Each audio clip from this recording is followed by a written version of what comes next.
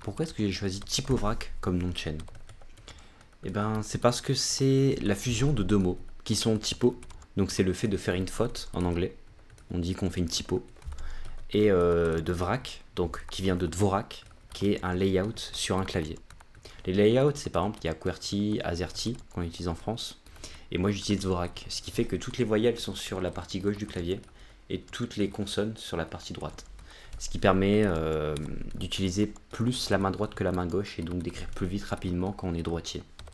Le but de cette chaîne, c'est de partager mon évolution, que ce soit dans le milieu de la dactylographie ou bien de la programmation.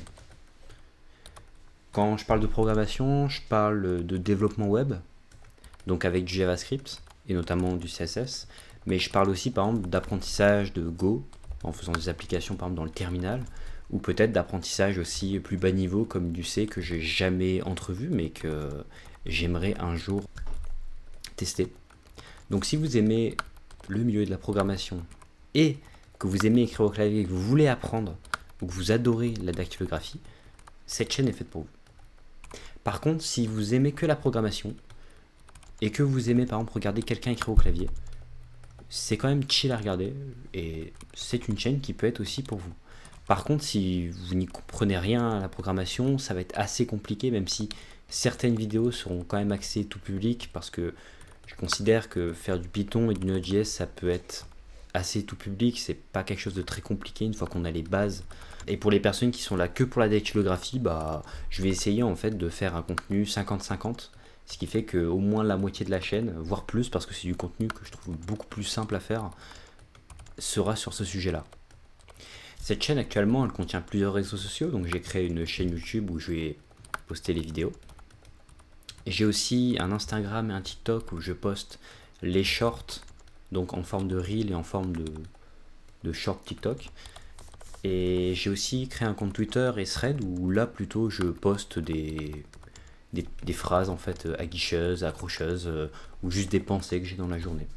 Donc si je dois parler du futur de la chaîne, je dirais que déjà, en termes de contenu, il y aura forcément un post tous les 2 jours et un short ou une vidéo tous les 2 jours.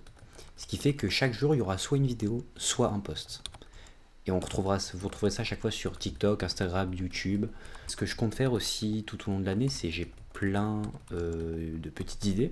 Par exemple, les challenge monkey type sur Discord. Donc par exemple, faire un test de dactylographie de 1 heure d'affilée, ou essayer d'atteindre 400 mots par minute sur une phrase très précise. Il y a aussi un jeu que je veux faire qui est Glyphica, qui est incroyable et qui est sur Steam. Sinon, en termes de programmation, il y a par exemple parler de mon environnement de développement, que j'ai depuis 3 ans. Parler de mon clavier, je pourrais en faire une vidéo de 10 minutes, tellement c'est incroyable. Je pourrais aussi parler de mes projets qui m'ont permis d'avoir le bac plus 2 et le bac plus 3 qui sont très très évolués. Et il y a aussi par exemple sur mon OS aussi, très spécifiquement Arch Linux, qui est un sujet qui me passionne. Donc c'est tout pour cette présentation brève de la chaîne. N'hésitez pas à me dire en commentaire ce que vous en pensez et restons connectés.